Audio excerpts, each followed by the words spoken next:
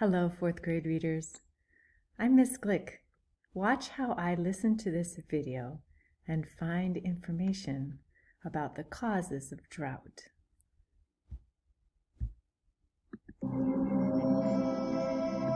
Its signs are subtle and slow. The earth dries. Water levels fall. The rains do not come. And the land is gripped by drought. Ooh, so that's one. So rains don't come. We already have that one though, so let's keep going. At its most basic, a drought occurs when more water is used than is replenished. It is a balance between supply and demand, with both natural and human factors in play. The weather is constantly in flux.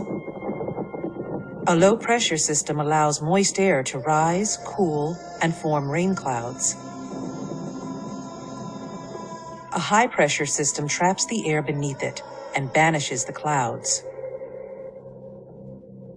Droughts form when changing wind patterns cause high-pressure systems to last for months or even years. Aha, so there's another cause. When high pressure systems get caught and last for years. All right, so it has to do with the weather, the high pressure systems. Okay. Aggravating the problem is society's demand for water.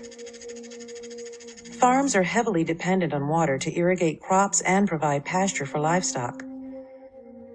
Urban areas also place huge demands on available water supplies. If the demand can't be reduced, then the drought begins to take its toll. So there's another example of a cause. It's when humans use too much water, say for farms or for, I saw the picture of pools, so for farms and other uses. There's another cause for drought.